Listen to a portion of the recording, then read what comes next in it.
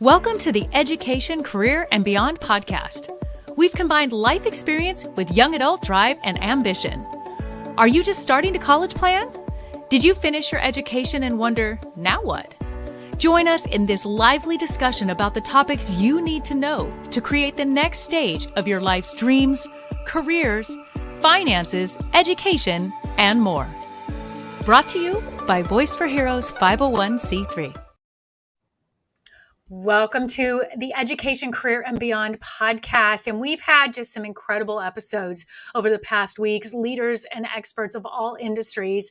And today, for all of our young adults here, if you're in high school, you're already in college, boy, this one is for you. They all are, but this is really for you, especially when we start talking about money. Big anxiety when it comes to talking about our education is the costs. How am I going to do this? What if we don't have those family resources? Or are we going to get those student loans and grants and all of those things? Well, we have brought in the best expert in the country to discuss that with us today. We have Kuni Beasley, and he has over 40 years experience of helping our young adults in this exact category, raising over $300 million in scholarships and grants. And we're going to hear how he's done that today and what his top advice is for our young adults. Kuni, thank you so much for the show.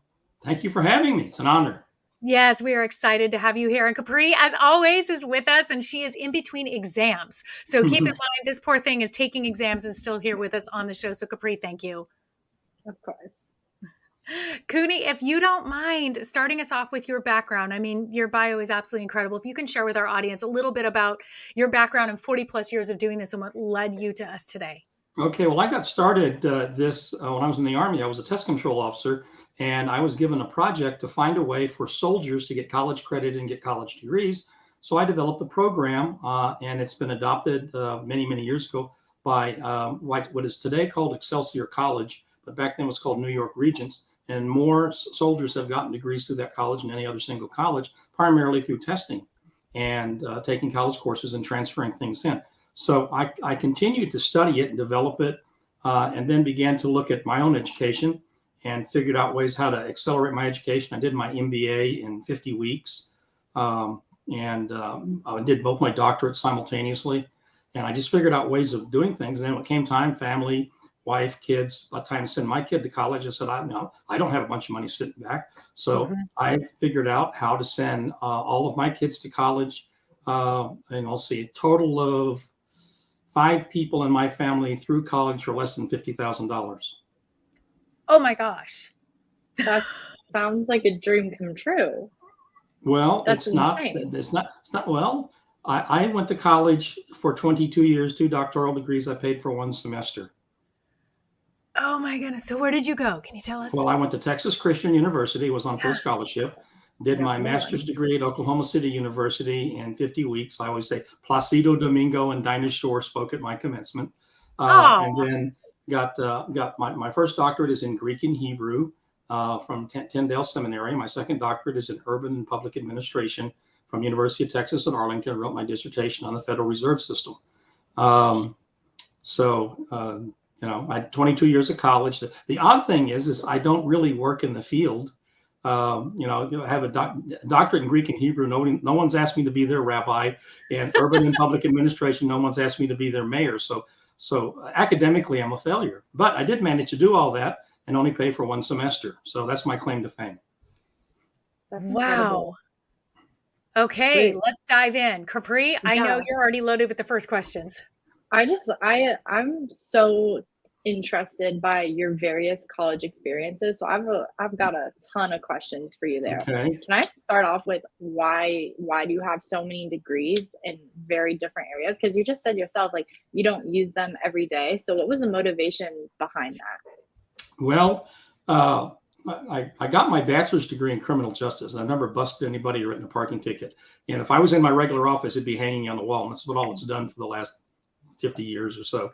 But what happened was I was getting ready. I was in the military, I was in the Army, and I was getting ready to transition to civilian life. And in order for me to gain an advantage of getting a job, I decided I needed to get an MBA. And the fastest MBA program, or the program that would allow me to go fastest, was at Oklahoma City University, a small Methodist school, Oklahoma City, of course. And So 7 of us got together and we went through and doubled up, and we did it in 50 weeks. We all graduated with honors. And then I went into, I sent my resumes out, and the ironic thing was, even though I had an MBA, I had 2 corporate jobs. I was at the Federal Reserve Bank. I started as a training specialist, and after several years, I was all the way up through doing the strategic planning, and wrote my dissertation on the Federal Reserve. And then I moved from there to Caltex Petroleum Corporation, international energy company. And the odd thing is I was not hired because of my MBA. I was hired for what I did in the Army, which was training development. And so, in fact, the person that hired me at Caltex Petroleum was a retired colonel, and he says, "I want you to put a training and operations shop here," and which is essentially what I did in the Army, and that's what I did. And so, so I had a strange thing too. I left corporate America to coach high school football. That's crazy. And won the state championship my first year. Yeah, So, there you go. Congratulations. So anyway, but how to do this is, most people go home and they watch TV for 4 hours in the evening. And I said, I'm going to go take a class. So most of the time, except for my undergraduate degree, I was always working full time or in the Army and went to school at night. And that's just what I did instead of watching TV. I didn't keep up with any of the shows or anything. So that's just what I did. I used my non-productive time a little bit more productively. And look at the outcome.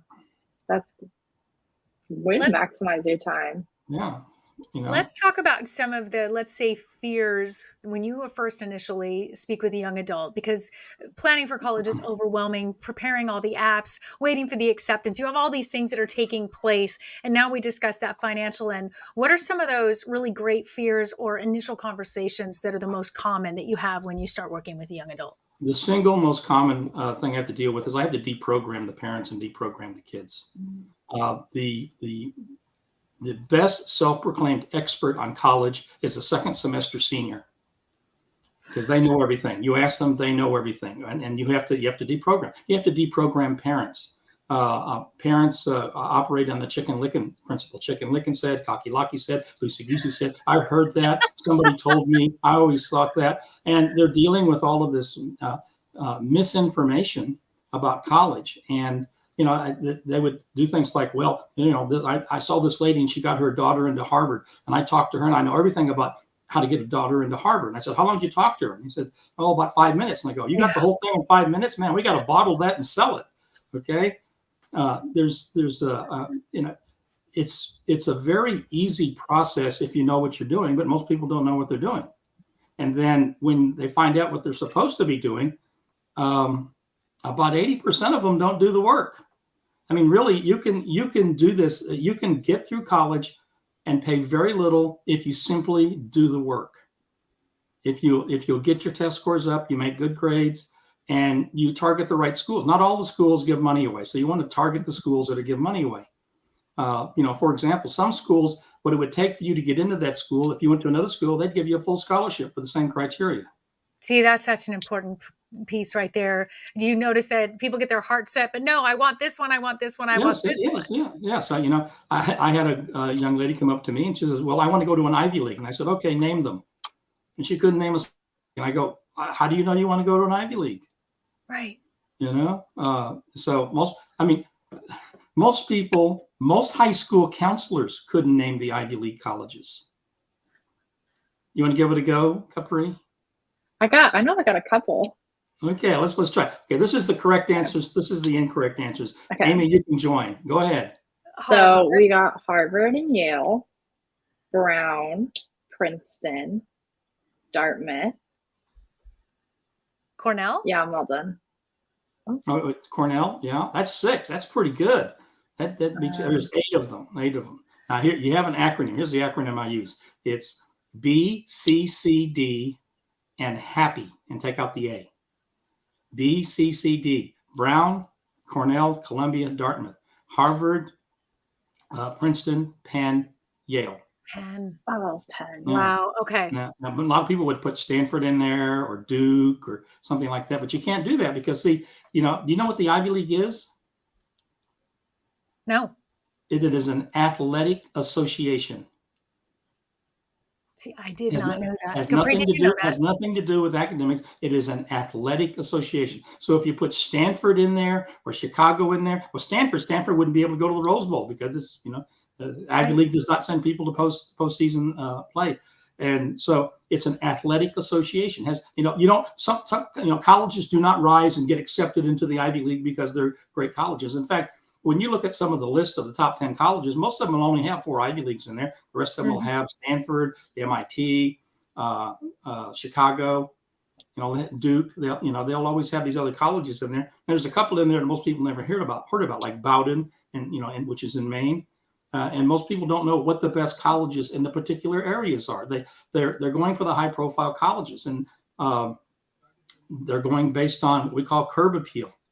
And a lot of times they're willing to go into debt up to their eyeballs to get curb appeal. And it's unfortunate because the myth is that if you go to an expensive, high profile school and take loans out to go to this school, that somehow it's going to amortize itself in the future. There's not one study that proves that. In fact, the major study that's been used to determine if this is valid was the Kruger study that started in 1972. They took a group of people who were admitted to Harvard. Some of them went and some of them didn't go. They tracked them for 40 years. After 40 years, no significant difference in success, no significant difference in income. In fact, I'm going to give you a trivia one here. What college do you think has produced the highest number of CEOs for the Fortune 500? What college would you think? I don't know. Texas I think I'm going to A&M. have to go. Texas A&M. Oh, I was going to say UCLA, Texas A&M, huh? Texas A&M is produced right now has the highest number of CEOs in the Fortune 500. Wow. Okay. Now, again, when you start looking at the facts, when you start looking at what's real, a lot of the myths are going to get blown away. Which, again, I have to go in and deprogram people. Right. Do you see their heads just spin when you deprogram them on this? Yes. Do you get that aha moment from them right away? It's not so much an aha moment. It's like, it's almost like telling them that they've been praying to the wrong God. Okay. Some of them are hurt. So, because they've had this dream all this time, and you find out that that the Wizard of Oz, that once you pull back the curtain, is just not the Wizard of Oz. And some of the stuff that you're, all of the dream stuff is a dream, and it's a lot of your assumptions are not valid. Because for example, a nursing degree. A nursing degree is a commodity. It doesn't matter where you go to school; you all have to take the same nursing exam. People have put a high value on the prestige of a medical school. I work with students going to medical school all the time, and I prepare them for the MCAT, tell them what to do to go to medical school. But well, I just ask you, Amy, do you have a family doctor? Yes, I do. Okay. Do you know where your family doctor went to college? Yes, I do. Did you choose them based on where they went to college? I did not. Okay. Now, the most important profession that you're going to deal with, where they went to college was not that big of a deal. Okay. And 30% of the people who practice medicine in the United States got their degrees overseas. A few years ago, the top college that for the first time passed to the medical board of the United States, the top college was St. George's in Grenada. And so when you start getting down to the facts, to what's real, you're blowing people away. You just sit there and say, listen, this is the truth. For example, where I live in Texas, and one of the comparisons I make with my Texas students, it's probably easier to do it on a national level, but what would get you in to, let's say, Duke or Northwestern would get you a full scholarship at Alabama. $112,000 at Alabama.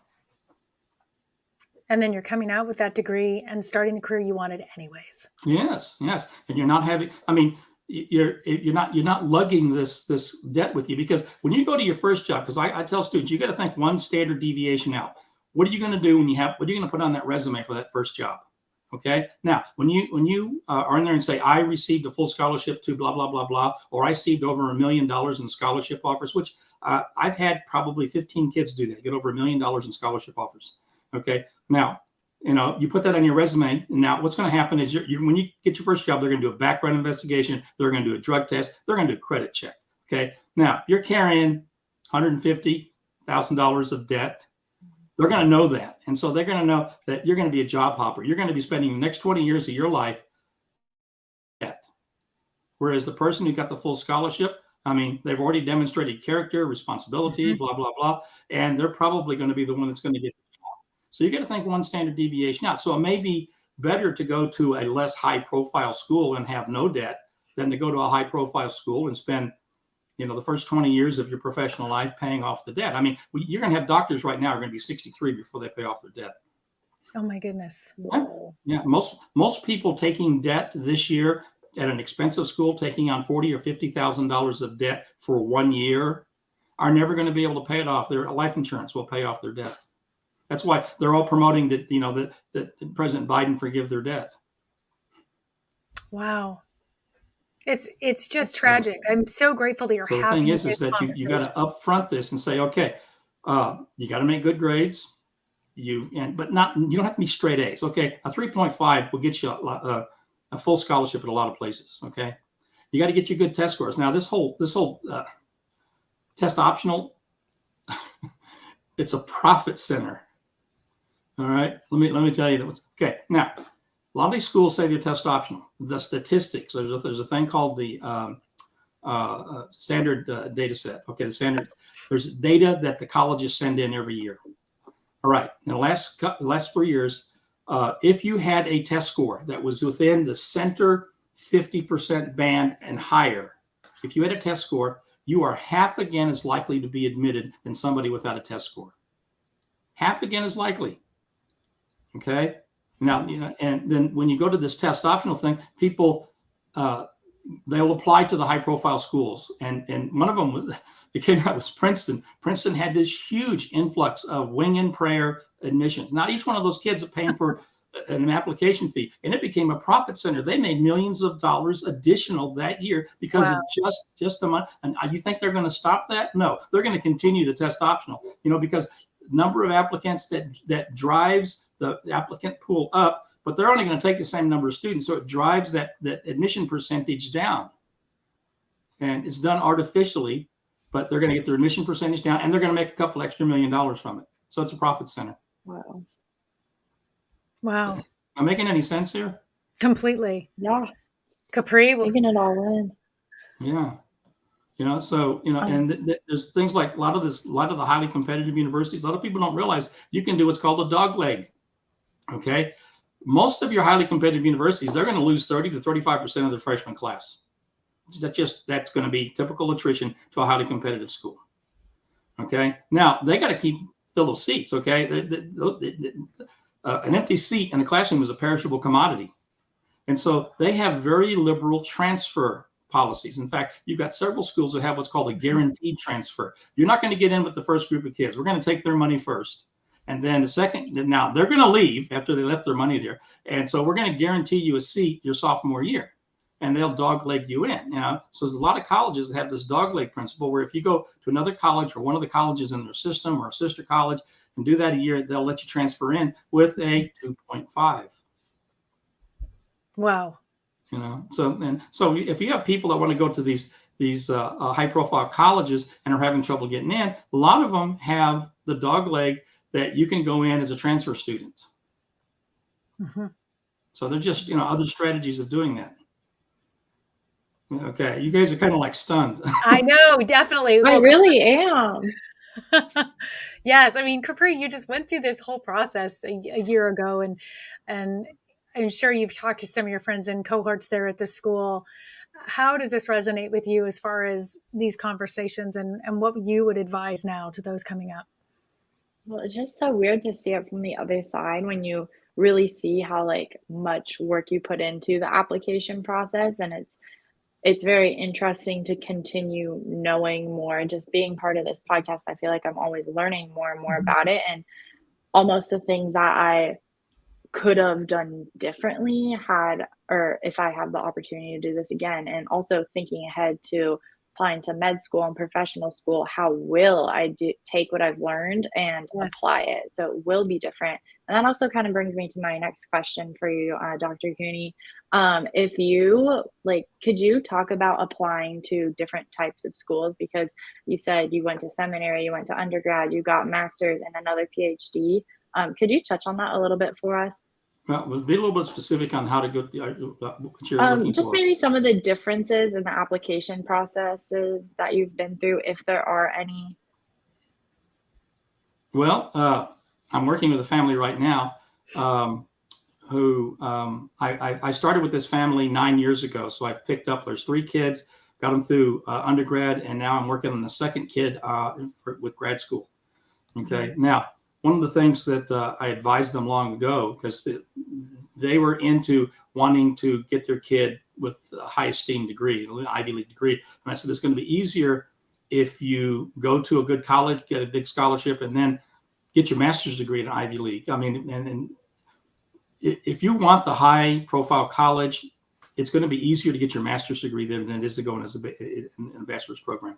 For example, getting into an Ivy League, I've not failed to get somebody into an Ivy League, into a graduate program who had the credentials to do it. Wow. And medical school, I've only had, in medical school, I've had only 4 people not make it to medical school in the last 15 years that I've been doing medical school advising. And 3 of them because they didn't listen to me on the application. And 1 of them because the day that she took the MCAT, I told her, go down the night before, get a hotel room, don't try to drive it. And she tried to drive it and fell asleep. Oh, no. It's a 7-hour test. Okay. You're going to, and so. Need to be fresh. Yeah, but right now the things have changed with the MCAT. The MCAT, you can take it more than once. Back in those days, if you took it more than once, you're going to go to the lower tier schools. But now they're a little bit more open about taking it a second time. But there's just things that you have to. For example, if you're going to, Capri, are you considering medical school? Yes. Okay. So one of the things you got to do is you got to build that resume. One of the things I tell students to do for medical school is you want to get into a para medical profession, i.e. you want to become an EMT, you want to go be a pharmacy tech or something like that. But if you become an EMT, and even if you do it voluntarily, if you can get on a truck someplace and something happened, let's say you're in a situation where you get to resuscitate somebody. Okay. Now, your grades, your application, your essays, your MCAT scores, they don't get you in to medical school. They get you the interview. And it's at the interview they decide what they want. And it's very much like the NBA draft. You're going to interview with several schools. Schools are going to say which one's at the top of your list. And some of the schools may say, if you put us at the top of your list, we'll take you in the next round. So it's very much like the NBA draft. Anyway, you're in the interview. And so one of the things you can bring up if you're an EMT is saying, I resuscitated 7 people. There's 7 people walking around today because I was there and I did what I needed to do, as opposed to somebody who comes in and says, well, what did you do in college? Well, I was in Glee Club. Okay. So the key thing is you got to build your resume, but it's got to be an active resume where you're doing something active in the medical profession. It's giving you exposure. There is a certain limit to shadowing somebody and things like that. But if you can get hands-on, even being a pharmaceutical tech or being a CNA or something like getting hands-on, so you can relate your experiences in your essay, relate your experiences in your interview. Does that make sense? Yes. No, that's huge. Incredible advice. Incredible. Same process for going into any grad school, any subject. Are you saying to really immerse yourself into something that gives you that credibility? Well, okay. Grad school is not as regular grad school. If you're getting your master's degree, it's not as important unless you're going into a specialized field. Generally, you can get into most grad schools if you have a decent GPA and you do well on the graduate record exam or the GMAT, your test scores. That'll pretty much get you in. If you're going to law school, of course, it's the LSAT. But at the same time, well, I'm going to put this over. In law, your LSAT is going to carry a lot more weight than your MCAT is. Okay. One of my daughters, she went to University of Texas, Arlington. She was the top LSAT scorer. And I did the numbers on her LSAT. For that year, 45,000 people took the LSAT, and 210 scored higher than her. But she did one complete total year of whatever she did. School, she ate, she slept, she did LSAT. Wow. It's that kind of dedication. Yeah, and that's what you simply have to do, the work, the right way at the right time. It's just doing the work. And so a lot of people realize, if they try to skate through or they wait till like right now, I've got several seniors. Several of them are on trajectory to go to service academies, Naval Academy, West Point, places like that. And they were bumping up against deadlines. And I'm going, you know what? I told you 3 months ago, and they're bumping up against deadlines. So what's telling me is, because they're bumping up against deadlines and they had 3 months to do something, and they're now trying to do 3 months of work in 3 weeks, I'm telling them, I'm having conversations with their parents. They don't have the character to go to West Point, right? Because this is not what you do at West Point. If you try to do this at West Point, you're going to last a week. Mm-hmm. Okay, and you don't want people commanding troops who are doing this. And, we told them 3 months ago to do this, and now they're coming up against, it's due Friday. Can you help us, Dr. Beasley? I go, no. What am I going to do? Okay, it's too late. I mean, you have to understand opportunities that present themselves. Opportunities are like catching airplanes. A lot of people say, well, I'll get the next one. I'll catch the next airplane. No, because everything that's on that first airplane, every opportunity that's on that first airplane, if you're not on an airplane, those opportunities are gone. Like, for example, coming up right now is the PSAT. Now, a lot of people don't put a lot of importance on that, but it's also used for the National Merit Scholarship qualifying test. That's how you get the National Merit Scholarship. There's another thing that people don't realize, is that also is the qualifying test for recognition: African-American recognition, Hispanic recognition, small town and rural recognition, indigenous recognition. I got one girl who got Hispanic recognition and rural recognition. Now, 25 colleges have offered her scholarships because she got that recognition. Wow, that's a powerful point.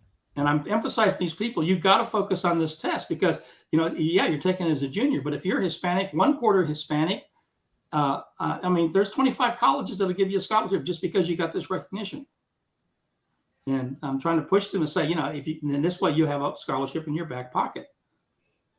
So there's lots of strategies and things that people have to take, but they have to know. And most people don't know how important the PSAT is. They just take it because they're told at school to take it. People at school don't know how to properly emphasize it. Yeah, these discussions aren't taking place like this, which is why we love doing the show, because we bring in incredible experts like yourself that hear this is so important. Now you're hearing the truth and the facts. Are you still taking on new clients and new families? Because we've definitely got your site, and we have the link to it wherever you're enjoying this podcast, the link to his site and his resources right there. Are you taking on new families? Yes, we have different levels of programs, just depending on what your objectives are. We generally do what's called group coaching, and where we cohort a bunch of students who have common trajectories, and we work with them as a group. If you're in a special category and you need, if you're looking to go to an Ivy League or a service academy and you need special hands-on, we have programs for those kind of people if they want to do that. But by and large, with our group coaching, we can pretty much show you how to pay attention, follow instructions, do the work, get your admissions, get your scholarships. And we have a template that we use for essays so that you write the essay. I get a kick out of English 4 teachers are saying, well, we're going to write your college essay. And most English 4 teachers have no idea what a college essay should look like. So they have the kids write an expository essay. Well, that's not going to make it in the admissions office. See, because your college essay is a sales letter. It's not an expository essay where you hit the first prompt item in the second paragraph. The reader's not going to make it that far. If you don't pull them in on we teach them to use a punchline. You got to use a punchline to pull the reader in. And so we have punchlines such as my first recollection is being kidnapped and taken to Canada. At the age of 12, I became a single parent. Okay. These things grab people, and we've had people based on their essays they were offered scholarships because the essay told a compelling story. And so there's that's why you've got to construct your essay like a sales letter, not an expository essay that you get in English class, because what'll make an A in English class won't get a second look in the admissions office. Wow. Capri, you experienced that, didn't you? Yeah, I mean, I go to a school that's typically an engineering school. Is that my major? No, but I wrote my Common App essays about gardening and flowers.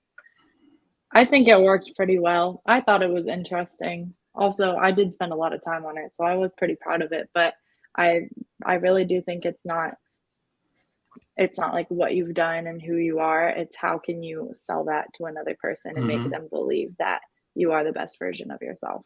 Yeah, because when you're looking at admissions, you're looking at four elements of admission. Okay, number one is going to be a metrics. You got to have the numbers. They're not, good colleges are not taking 2.0 students, so you got to have the numbers, the grades, the test scores, class rank, or whatever. Okay. Number two, you've got to have the optics. How do you look? How do you look to the college? Are you bringing an asset to the college? Are you an asset on the campus? Are you a leader? Are you bringing something creative? Are you a jock? Okay.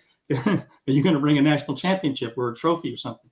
Okay, so they're looking at optics, what does it look like? And next one is symmetry. How do you fit in? Okay, how do you fit into this particular type of college? I mean, for example, the symmetry for West Point is a lot different than symmetry for Savannah School of Art. Okay, so you're looking at how would I be in the profile of the normal person that goes there? Then finally, you have legacy, and this has kind of been hit bad lately because legacy, prior to the Supreme Court case, legacy was always very helpful, particularly in the Ivy League colleges where 40 to 60% of the incoming students were legacy students. Either mommy or daddy went there or grandpa and grandma went there. That builds legacy. Now, there's a reason why the Ivy Leagues use legacy, because their legacy students are what's pumping the money into that school. Okay, their money is paying for the other kids to go to the school. The people don't understand that there was a reason for the legacy, but the Supreme Court made its ruling. There's still going to be a measure of legacy because there's two types of legacy. There's legacy of, legacy of the kid coming in. Did mommy or daddy go there, or was your father president of the United States or something like that? That always helps. There's another legacy, which is what kind of alumni are you going to be? Because, for example, West Point's not looking for good cadets. They're looking for people who are going to be good alumni, going to be good Army officers. Okay. Now, Harvard is good at developing good alumni, even though somebody only went there 1 year. Okay, Bill Gates. Okay, he became a very good Harvard alumni. He didn't have to go back there to get his degree; they gave him one. Okay, so you got to understand how they build, what's called the forward legacy. So if you show promise as forward legacy, are you going to be a potential Supreme Court justice or a senator or something like that, or are you going to be the next Mark Zuckerberg? Okay, that's what they're looking for. Okay, so there's just understanding what these colleges are looking for, and the more competitive. Oops, we lost him there for a second. And wow, most of your regular colleges, there's nothing wrong with going to a regular college. There's nothing wrong with going to University of Alabama on full scholarship in the honors program and play the marimbas. Powerful. Dr. Kuni, you have just brought such incredible value to our audience. Like, I'm just speechless at what eye-opening awareness this is for all of our young adults to look at this through a different set of lenses. It's fantastic. Is there any last words of advice or just kind of an important statement that you can share with our audience that you've learned from all of this? Any last words of wisdom? Okay. Start early. Okay, make good grades, get good test scores. Be careful who you get your advice from, because there's a lot of very well-meaning, sincere people who are giving sincerely wrong advice. Excellent. Wow. Capri. All right, I need to take it home. I was just going to ask that exact question. Amy, you stole the words from my mouth. Wow. This has been an absolutely great episode. We covered so much about the application process and scholarships. We'd love to have you again some other time to even go further into how to get those scholarships. But it's been a great episode with Dr. Kuni Beasley, the man who went through 22 semesters of college and only paid for one. Thank you so much. And to all our listeners, if you like this, subscribe, follow us, and we'll see you next week.